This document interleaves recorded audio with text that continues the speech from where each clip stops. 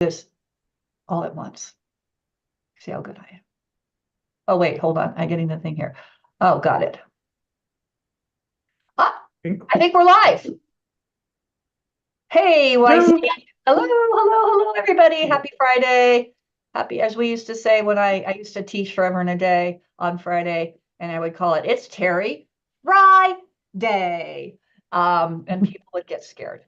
Anyway, so we wanted to lead off today with, I don't know if you've been following some of the posts that I have been putting in the YC about, and I do, right off, I'll say, I do apologize for any of our clients, any of our friends watching who are not in the United States, because obviously all this talk about the difference between employees and independent contractors obviously is very much a US thing.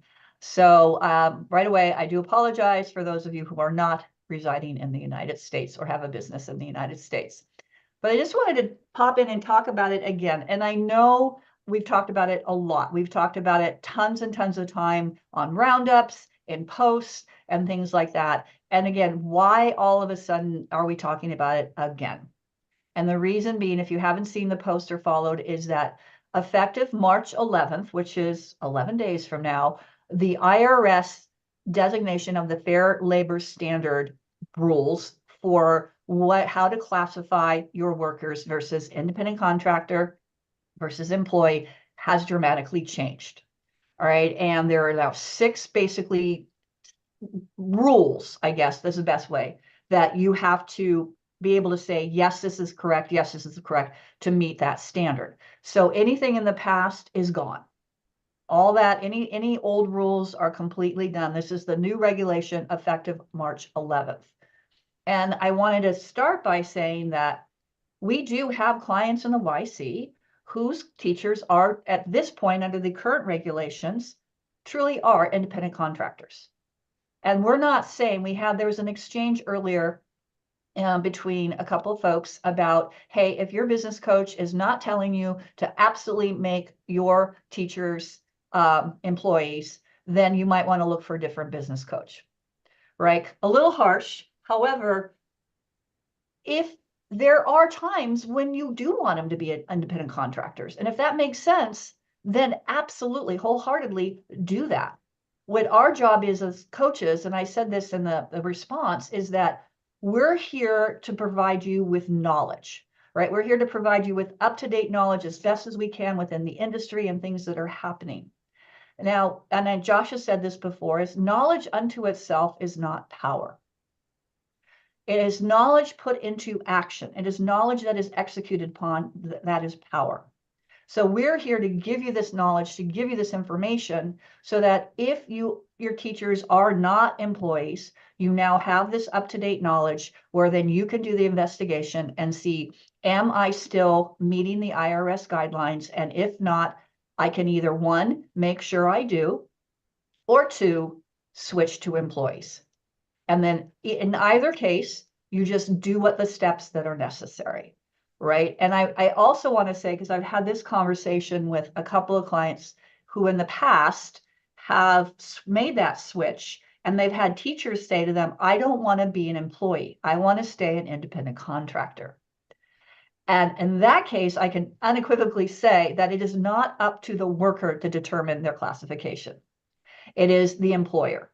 So and unless they truly are working as an independent contractor, and I'm going to kind of go recap if you didn't watch the post of the six check marks or things you have to checklist, then it's not there. It is you are the one that is responsible, because you're the one that it's your business, and it's not up to the employee or the worker. It's up to you to designate them correctly. So if that is the case, and they're like, no, I don't want to be an employee, then it may be that they have to self-select, right? Because again, the other thing is, as always, we want to make sure that you and your business are safe, and safe from things, like disgruntled workers and all those other things that can happen in lovely things in business. So that is why it is your responsibility to understand. And so real quickly, I have to refer to my list, so pardon me for looking away. So basically there are 6 factors that are going to be weighed equally. right? It's not like one has weighted more than the other. It's 6 factors that are weighed equally. And for what the first one is there an opportunity or profit or loss for your workers? So this goes to how you pay them. So So are you saying now these are like you are an independent contractors if the answer to these yes, questions is yes? it's yes, Okay. yes, is yes. Now, I also understand that you do that. I think if you have 4 or more, you're good, right? So here's the thing. So the first one is profit and loss by the worker. So that means if you pay your worker a flat rate for class, regardless of the size, that doesn't qualify, right? So this is where having some type of pay scale where, okay, you have to have X number of people in class, you get paid this rate, you get paid so much ahead for anything above that, or if you're below that, you get paid this rate, or you get, it's a lesser rate if you have, it could be something like, here's your rate if you have this many people in class, you get so much per head up to a max if you have this many people in class, and if you have fewer than that, you get deducted, right? So it's like that way you have some economic risk within the business. The other thing is, let me just look at my list, is things like you cannot pay for trainings anymore. The investment by the worker, that's the number 2, investment by the worker. So does the worker have some investment? Now, normally in a yoga teacher, they will have an investment. So typically that box would be checked, right? Because they paid for a training, they've got a certification, that type of thing. However, if you have paid for it, because sometimes studio owners will pay for someone to go to training, that doesn't qualify. So if you have paid for that, then no. But if the teacher has, then yes. So that's one I think most boxes will be checked, because I'm sure that most of us have paid for our yoga certificate.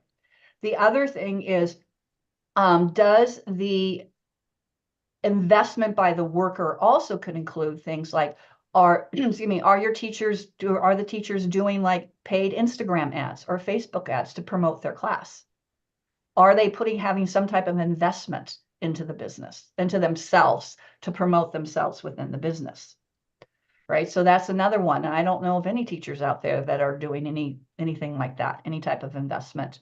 The other thing is with regards to your contract, it is permanent and a fixed term, meaning you can't just have a contract between yourself and the teacher or the independent contractor that's, okay, so much, this rate, these things, and it just sort of like automatically renews. It just sort of like goes on and on. No, it's like, okay, here's a contract for 3 months. It's for this, you get this for 3 months. And at the end of 3 months, we have to sign a new contract. So, I mean, that's something that you can just set up the term. If it's 6 months, it's like, okay, every 6 months, we just have to sign a new contract, right? So that one I think is fairly simple to put into play. It's Can just it be longer than a few months? that I have not done the research on that. I have not done the research. So this is why it behooves you to do the research on it, the deeper research on it. Then the number 4 one is the control. And that's always the one we go to, is things like you can't really require them to do the first visit flow, or to check people in the class, or to take out the trash, or clean the mirrors, or mop the floors, or any of all those things that sometimes people have their teachers do, right? They're contracted to teach. So that's always been a really big one. The other 5, number 5 is, are they an integral aspect of your business? So one could argue that this might be a little bit of a gray area, I guess one could say. One could argue that, well, if they don't teach, I can find somebody else. However, if you have all your teachers are independent contractors and they just decide not to show up one day, you're kind of screwed, right? So one could, I don't know, you probably could make an argument either way for that, and then number 6 is, do they need certain certifications? So this kind of, and that again is the one that's fairly easy to check. Do they have to pay, like, are you requiring them to have certain skills, i.e. a yoga certification, a CPR certification, whatever those type of things are. So those are the 6 factors that the IRS will be looking at and to determine whether or not the workers meet the classification. I think some of them are easy, and I think others of them are not. And so the question becomes, if you don't meet all of them, do you want to make sure that you meet all of them, or is it maybe time to move your teachers to employees? So that's kind of how it goes. And like I said, I did not go in and read the entire act from back to front, top to bottom. I just kind of took some highlights and just pulled what I felt were relevant things out of it. But I would say if you're not sure, that's why in my post I said, talk to a HR specialist, talk to someone who understands this and can walk you through whether yes or no. I know, Carol, you had a client who did call. Tell us about that. What happened with your client who called that number that was in the thing? Yeah, I mean, he called and he said that he, got it was sort of like they're kind of a mixture, right? So it wasn't clear. And I don't know, we're going to talk more about it, I'm sure, together. But I think it's important to be very clear. Like I, as a business owner, would want to be 100% sure, and not have a gray area just because the penalties can be so high, and while changing people over to employee status can cost you. I think it's 8 to 10% Yeah, more pay. yeah, We've talked about this. Yeah. Um, but overall, I just would never want to have that audit and then have potentially tens of thousands of dollars, in penalties. So it's not to be, coming from a place of fear. It's just, again, have the knowledge, go seek it out, make sure that you're covering your butt, basically. make sure that those 6 factors you can say yes, yes, yes, yes, yes. And Mhm. then conversely, having the documentation to prove that they Yes. are independent contractors. Mhm. Right. So one thing, obviously, they have to have their own liability insurance. So you should have a copy of their liability insurance policy. The other thing too is like they should be invoicing you. Yes. Like, okay, I taught X number of classes this month. This is what my agreed upon pay rate is. This is how much you owe me. I send you an invoice as the owner, and then you pay me from the invoice, right? They should be invoicing you. The other one is ideally, it's like, okay, here are the classes that are available to teach, Terry. Which ones can you teach this month? Now, one thing I don't know, and this is something that you can research, and maybe I'll do a little research on it as well, is maybe in the contract, if you have a shorter term contract, like a 3-month one, to Vicky's point, you could say, okay, in this quarter, between this date and this date, these are the classes that we've agreed that you'll be teaching. And maybe that's one way you could have, that could be part of that contract. That's something that you could, perhaps look into so that you could have somewhat of a fixed schedule. So I'm sure there are ways you can like work within the contract, certain things for sure. But to Carol's point, it's, if the area is gray, I don't know about you, but for me, if it's a gray area, I don't want to take that risk. I'd rather make them employees than take that risk. And yet to what Carol said is when we say it's approximately 8 to 10% additional expense for a year, right? They're getting it set up is fairly straightforward, right? If you use like a payroll company, they can help you with that. You just need to get them fill out a W-4, their withholdings. You need to find out, and if you use a payroll company, they'll be able to know the tax rates and everything for your municipality, all that stuff. I did all my own payroll, and it was pretty simple and straightforward to do, right? So it's getting them set up. Once they're set up, you just, you run the payroll. And it is, so like, like I said in my post, let's just use round numbers. Let's say your payroll is $120,000 for a year. And at 10%, that's $12,000. So that's $1,200, $1,000 a month, right? So if you're looking, can I afford it? Or how do I budget for it? Just take your 2023 total payroll and go high, go 10%, and that will give you a good idea of the additional expense that you need to allocate for. And I can tell you, because I did do this just for academic curiosity, I still have all my financial, I still have all my P&Ls and everything for my business. So I went back and calculated it, and sure enough, it was 9.5% is what it ended up being. And that included me because I was an S corp, so I was an employee of my corporation. So that included my salary. It included all of my payroll expense as well. So if I wasn't on there, it would have been a little bit less, but not a lot. So I was like, oh yeah, it was 9.5% over the course of my business. So there you have it. You've got the knowledge.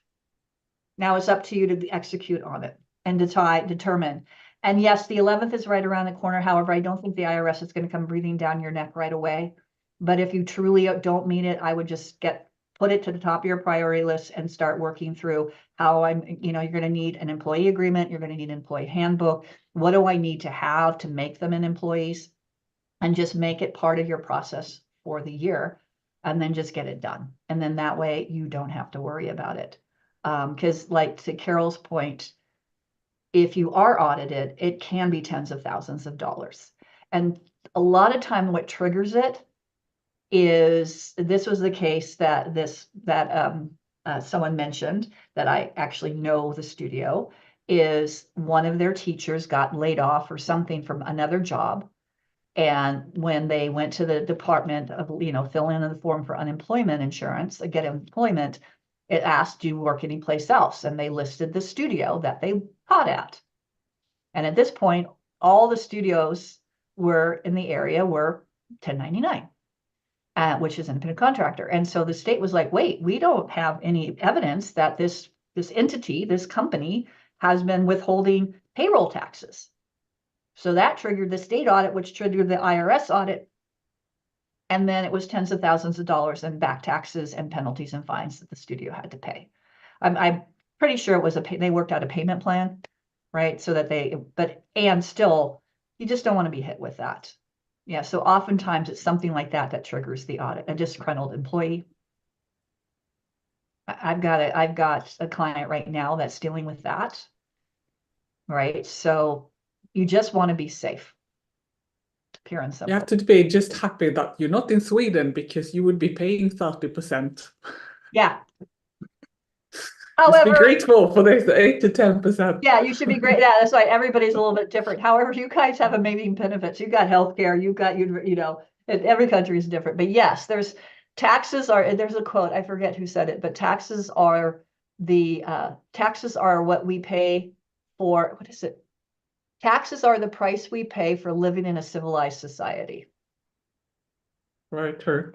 Right. It's like taxes, whatever your political leanings are, it's like taxes are what keep the lights on. Taxes are what pave the roads and salt the streets and plow the roads when the weather's bad and all that kind of stuff. So anyway, we don't want to get too far down that rabbit hole, but yeah. So comments, questions, post below. I mean, I know a couple of people have already posted. Marit at Inner Fire up in Madison, Wisconsin, said it was the best decision she made. I know one of my clients, Jason out at Yoga Tribe in California, made the conversion. I believe it was last year to employee, and no problems there. So it can be done. So just make sure if they're ICs, make sure they really are ICs. And then if you do get audited, you're fine. Right? Yeah, there we have it. That's enough. I'm not going to stop talking about it. I'm done talking about it. What else is going on? Hey, Vicki, I noticed that with some of our people that are doing our ads beta program, they're going into the second round of ads and stuff. So maybe you could just talk a little bit about what's going on with that program, how it works a little bit, some of the things you're noticing with the ads. Yeah, so ads beta, we're calling it that because we are inventing as we go along and developing the program. So we started with just something quite basic, and we set up, and now we're moving into phase 2 with a more advanced campaign for all the studios that are part of this. So we did a little bit of checking what's happened with the first round of ads that we put up, and checking on our meta ads and how they were doing. And well, one thing that we noticed is we had really good engagement. So like I think like 150 likes on one Facebook ad, which is like, wow. We always hear what, low engagement on Facebook. It's not easy to get that kind of engagement, but loads of likes, loads of shares, comments, just really high engagement. And why? I don't know. When we made the copy for these ads, sort of the brief there was make something with a strong hook that should be just really short and powerful.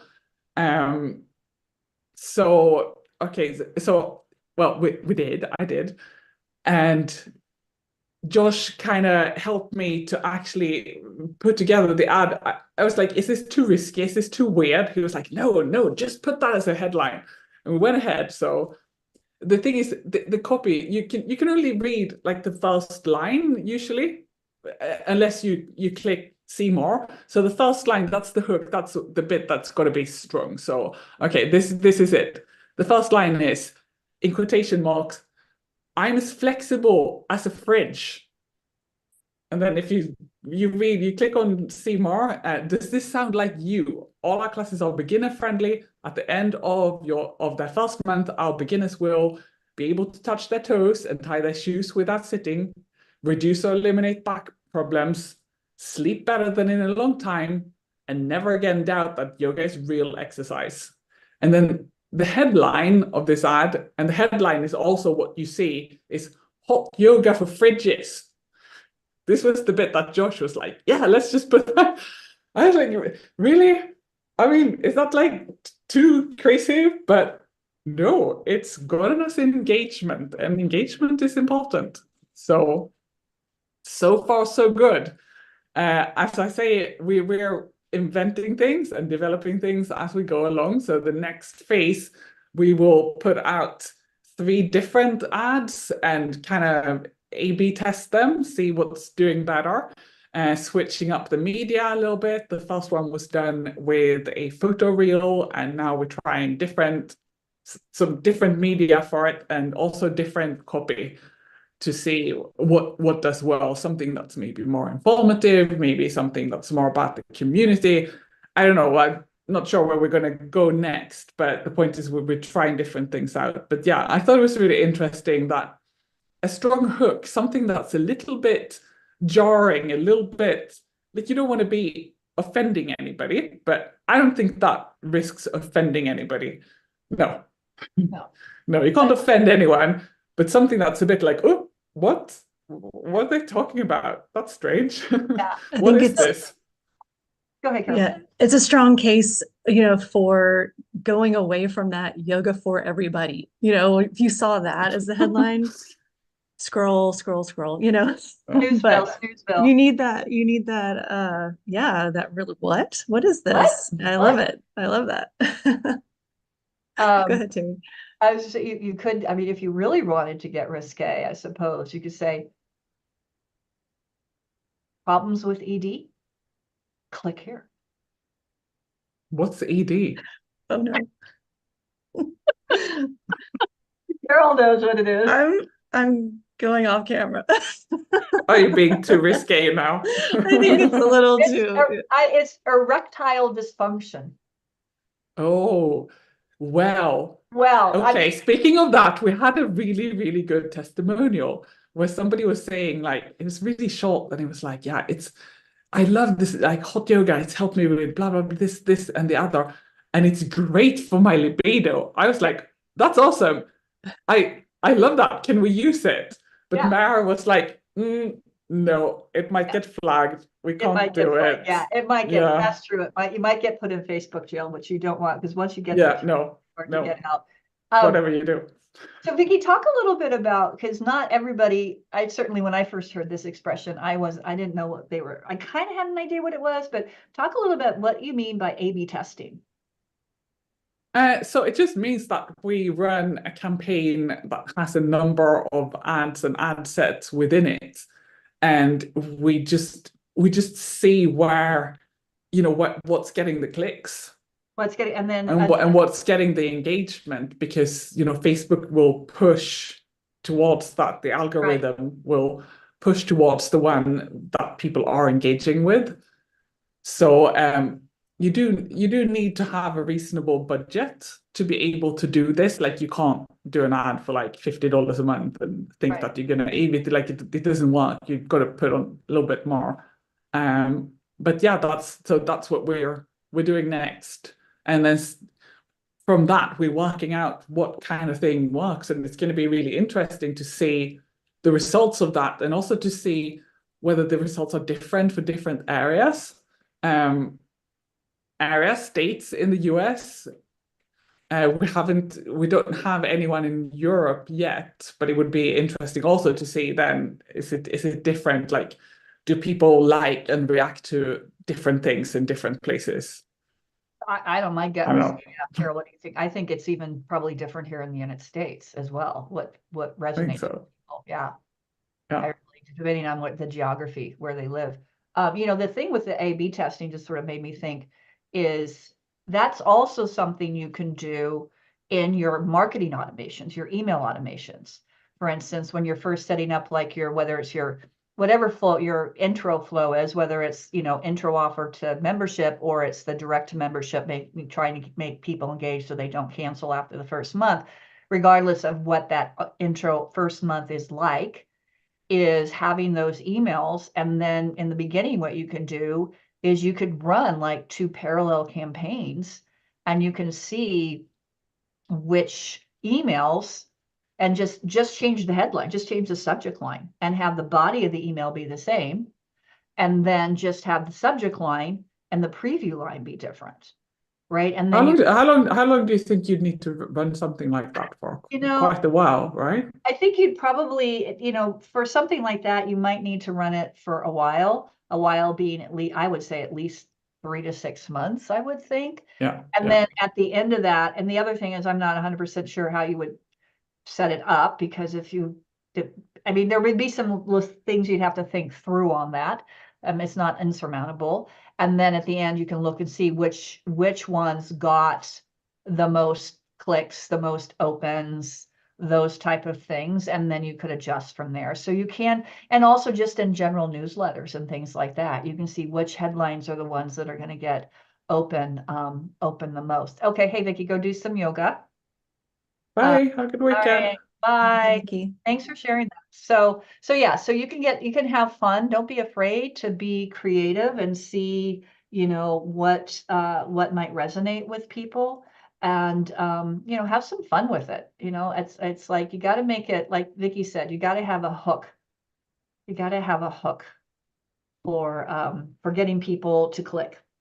Because do you remember what it is, Carol, like how many impressions it takes for somebody before somebody might click on something? I think it was like up to 32 or something. Yeah. It used to be 12 and it's nearly tripled, Yeah. So they need to see you in several different ways and, keep you top of mind. So Of mind. yeah. Top of mind awareness. Yep, you got to keep it out there. I was like, yeah, and it's to Vicky's point, a $50 budget's probably not going to cut it. No, and it has to be a long-term play. I've had some clients, it's like, well, I did a Facebook ad for 2 weeks and it didn't work. This is whatever you're doing now, is you're going to see the results in 3 to 6 months. This is a longer focus. These evergreen campaigns need to be running constantly so that people do see you those 30 something times before they actually click and come in and make that effort. So yeah. Yeah, we always say market when you're busy so you don't get slow. Mm-hmm. You don't want to get slow in the summer, start marketing now. Yep. Right. So yeah. Well, I think this is gonna be a short roundup today because I know Carol's got a ton on her plate, wrapping some stuff up in Yeehaw, Texas. Yeah. And it's also the first of the month. So guess what I'm doing this afternoon, Carol? KPIs.